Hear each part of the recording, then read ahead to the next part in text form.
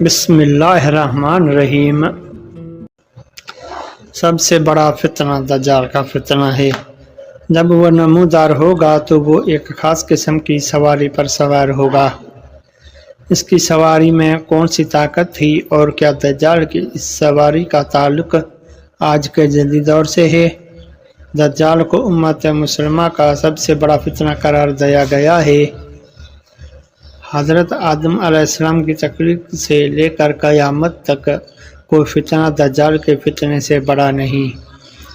دجال کے بارے میں ہم مسلمانوں کے پاس سب سے زیادہ معتبر ذرائع ہیں وہ احادیث مبارکہ ہیں جس کی روشنی میں ہم جان سکتے ہیں کہ دجال کی کیا طاقت ہوگی اور دجال ان شیطانی قوتوں کے ساتھ کس قسم کی تباہی پھیلا سکتا ہے۔ چنانچہ احادیث کے کتابوں میں دجال کی خاص سواری کے بارے میں ابن عباس، عبداللہ ابن مسعود اور ابن عمر رضی اللہ تعالیٰ عنہ سے ایک حدیث نقل ہوئی ہے جس کا خلاصہ یہ ہے کہ اس وقت دجال ظاہر ہوگا جب لوگوں کا ایمان بہت کمزور ہو چکا ہے۔ دجال 40 دن تک دنیا میں پھرے گا۔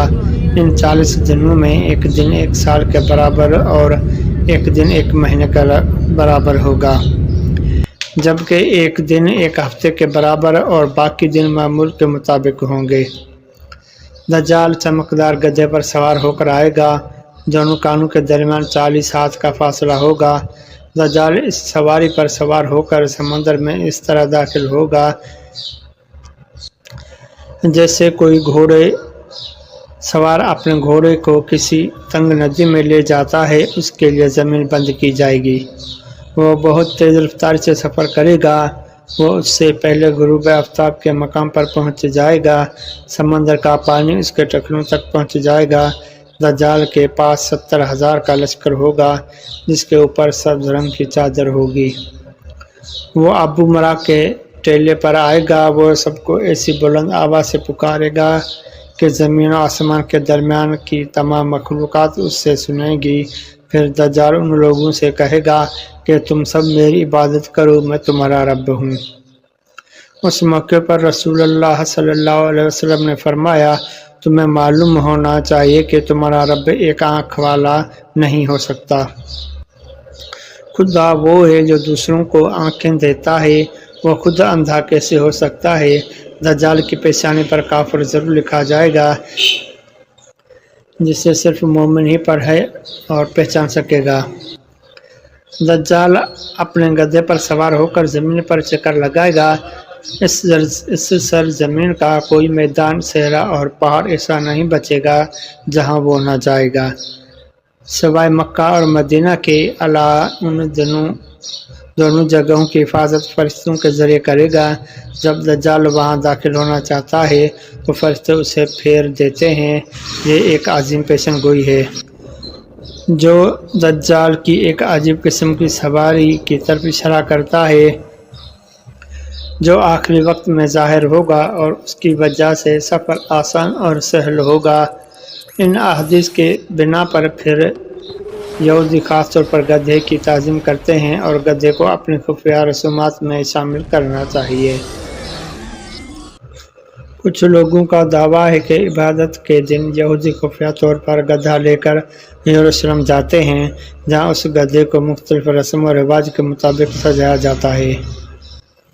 اس وقت صحابہ کے ذہنوں میں یہ سوال ضرور آیا ہوگا کہ ایسا گدھا کہاں سے آئے گا جس کی لمبائی اور چوڑائی اتنی بڑی ہوگی، لیکن صحابہ کرام نے یہ حدیث حضور صلی اللہ علیہ وسلم سے سنی تو وہی یاد رہے اور آج یہ تمام احادیث ہم تک پہنچ چکی ہے۔ اہل علم کہتے ہیں کہ اگر ہم یہ کہیں کہ قیامت کے قریب ایسا گدھا پیدا ہوگا اور اس میں یہ صفات پائی جائیں گی تو یہ ناممکن نظر آتا ہے۔ پھر سوال یہ ہے کہ وہ گدھا دنیا میں کہاں سے آئے گا؟ اس قسم کے عجیب و غریب گدھوں کو کون جنم دے گا؟ اور یہ کہ سمندر کا پانی اس کے ٹخنوں تک آیا عقل سے بالاتر ہے۔ بعض محققین کی رائے کے مطابق دجال کی سواری کے لیے حدیث میں لفظ ذبح یا جانور کا استعمال ہوا ہے۔ اور یہ کسی بھی قسم کی سواری ہو سکتی ہے۔ لہٰذا محققین کی رائے کے مطابق یہ ممکن ہے کہ دجال کی سواری اڑن تستری ہو یا جدیدہ طیاروں کی جدید شکل، کیونکہ ہم جانتے ہیں کہ آج کے جدید دور میں سپرسونک طیارے ہوا اور آواز کی رفتار سے کئی گنا زیادہ تیزی سے تیار کیے گئے ہیں، اور اڑن تستریوں کی کہانیاں بھی گزشتہ 100 سال میں بہت مشہور ہوئی ہیں۔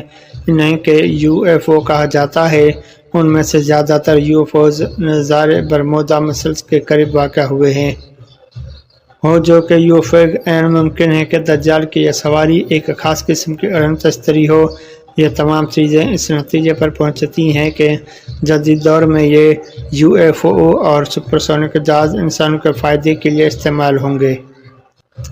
لیکن مستقبل میں جب دجال تمام ٹیکنالوجی پر قبضہ کرے گا تو وہ ان جدید سواریوں یا کسی بھی جدید شکل کو پکڑ کر منٹوں میں دنیا کے کونے کونے میں پہنچ جائے گا۔ یہ سب باتیں بتاتی ہیں کہ دجال کے ظہور کا وقت زیادہ دور نہیں ہے۔ بلا شبہ یہ فتنوں کا دور ہے، اور اس وقت انسانیت دجال اور دجال قوتوں کے عظیم فتنے کی طرف بڑھ رہی ہے۔ لہٰذا ہم دجال کو اس کے حامی اور اس کی طاقتوں سے آگاہ کر کے ہی اس عظیم فتنے سے اپنے آپ کو اور اپنے ایمان کو بچا سکتے ہیں۔